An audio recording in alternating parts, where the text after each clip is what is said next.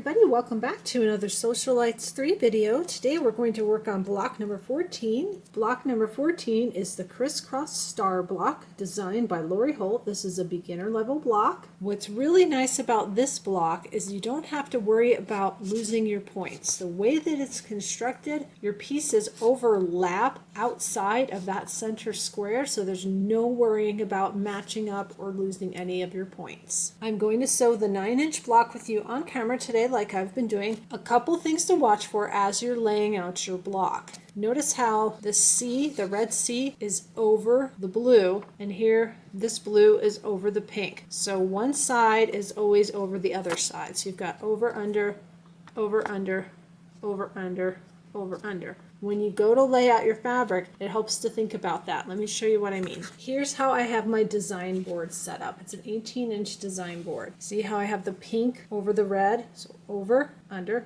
pink over the red, over, under, pink over the red, over, under, over, under. And then you can check it all the way around to make sure it alternates and that you haven't done something like that where you've got over, under, over instead.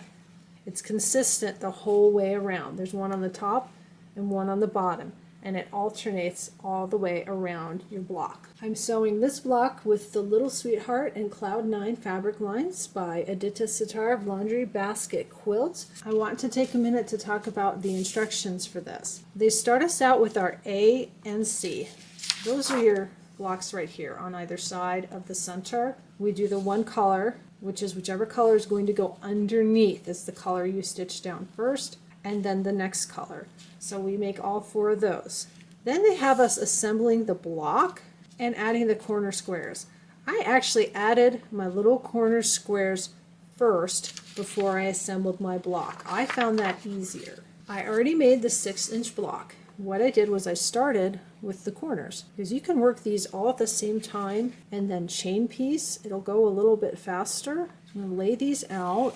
I'm going to take this over to the sewing machine. Right sides together, those are my 4 corners, and you can pin. Then you've got your 4 sides. Now I've got pink on top, so that means red is on the bottom. So red is what I want to stitch down first. So you take your background and your red. I've got a background and the red, and you see how this red is in this corner and this red is in this corner, but if you turn it around, it's the same. It helps me visually to see it laid out like this. Helps kind of keep everything straight. When we're on to these, pink over, red under, so the red needs to go in this corner, and then this red will need to go in this corner. And again, if you stack them up, that bottom color, which is red for me, is in the same corner.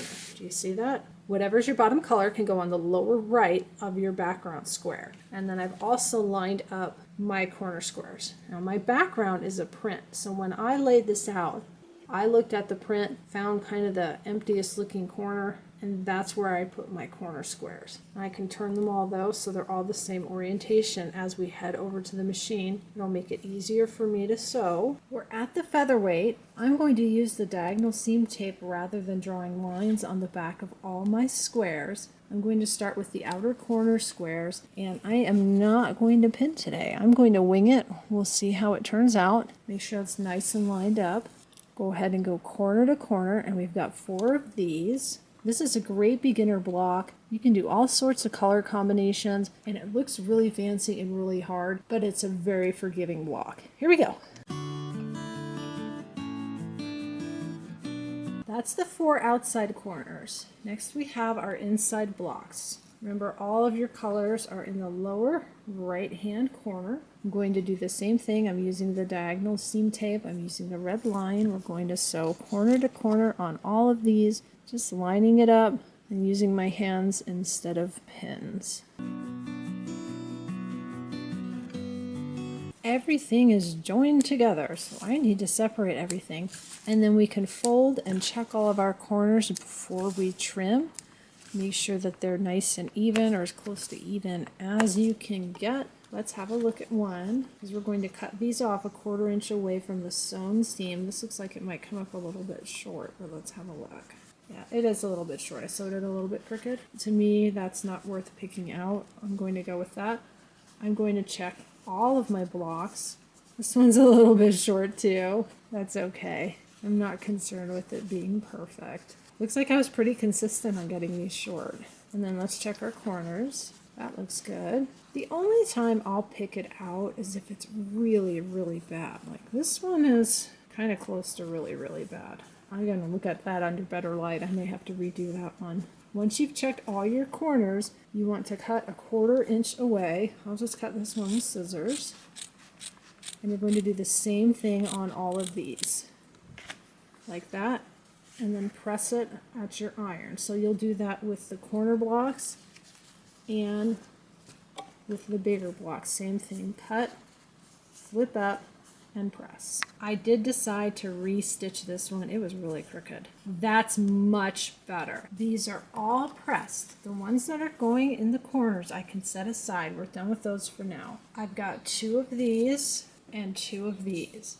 I have the polka dots going with the leaf on these, and then the leaf with the polka dot on these.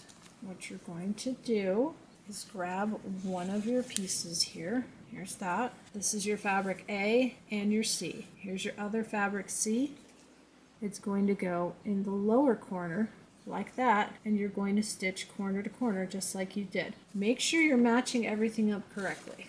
I'm ready to go. I'm going to take this one, put it down right sides together, and then I'm going to go corner to corner and do that for all 4 of my blocks. So we have 4 of these to sew. I've got all of those sewn together. I'm going to do the same thing, separate them, check the corners, make sure that they're reasonably acceptable, and then I'll cut off the corner and flip and press. So fold them all up and check. That one may need to be redone. Do you see that? What is up today? That's pretty messy. I'm going to set that one aside. Let's try the next one. That's not the best either. I'm a little off today. I did the 6 inch and that came out great, but I did that on my Juki. Here's one that's really bad. So when I flip that up, do you see how much extra there is here and here? I just completely missed it. But what I can do is sew next to it and pick that out, or you can pick it out first. I think I'm going to try to sew next to it and kind of use that as a guide.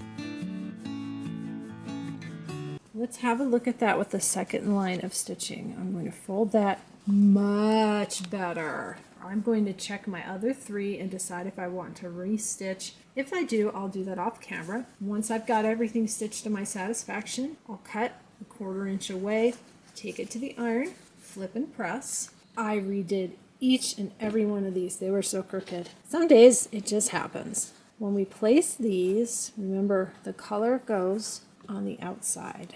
Those are ready. And I tried to balance these. This has a little bit more detail, a little bit less, a little bit more, a little bit less. And then be careful when you place your blocks. I've got polka dot and leaf, polka dot and leaf. You can see the pink is on top of the red. The pink is on top of the red. And then I've got polka dot and leaf, pink polka dots on top of red leaf.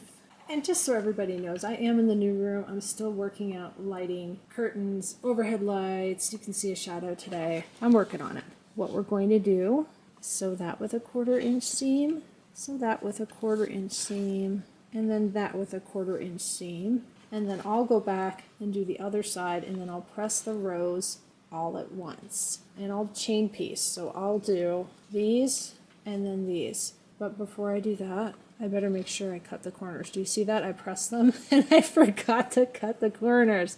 Somebody needs a nap. Holy cow. I need to go back and cut the corners off, and then I can sew everything together. I've got all my corners cut off. I'm ready to sew. I'm going to sew these, and these, and then these, and these. And we'll double check the rows before we sew the whole block together. You can measure these before you sew them together. You can check the pattern and check the measurements. Mine looks square. I'm going to go for it. I put my 1/4 inch guide foot on, and I just want to be careful when I'm sewing these together. You'll probably get better results if you pin. I'm just not in a pinning mood today.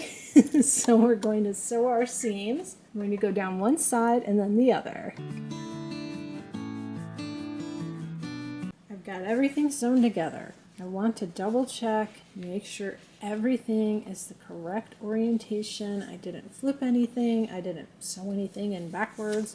I'm going to check again. Over, under, over, under, over, under, over, under. And then I have the leaves and the polka dots matching accordingly. Before I sew these seams together, I'm going to take these to my iron. It has us pressing these out, these in toward the center square, and then these out. That way your seams are going to nest. I've got all my seams pressed. If you had to seam rip anything and you noticed you've got little tiny holes in your fabric, you can give it a light spray with water, and then sometimes, like right here I can see the holes. I'll probably do this after the block is together. You just kind of take your finger and go back and forth and go back and forth, and then iron, and then the holes will disappear. I'm going to sew this seam and then this seam, and it has us pressing these out. So you sew and then it'll press that direction, and you'll sew that one and press it that direction.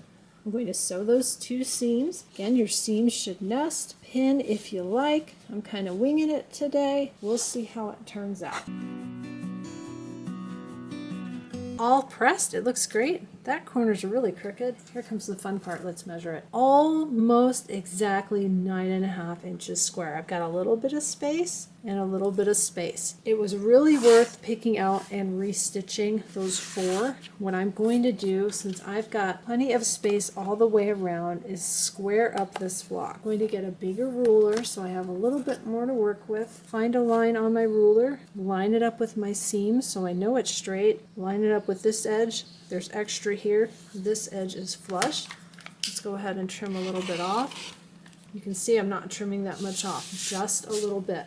I'm going to go around the whole entire block. Do the same thing. Grab a line on your ruler, line it up with the seam, nice and flat. There's a little extra here, a little bit of extra there, and I'll do the other 2 sides. Now it really looks good. Let's go ahead and measure. We'll line up along the straight edges along the top and along the right hand side. A little bit under, a little bit under. It's a little bit short. It's going to match up with all the rest of my blocks that are a little bit short. Let me show you the 6-inch block that I stitched out with Strawberry Lemonade. Here's the 6-inch block. So colorful. I had a lot of fun with this one. I decided to use the same print for these inside star points. I just picked different colors. This one is supposed to be 6.5 inches. It's 6 1/4. Here's the 6.5 inch ruler.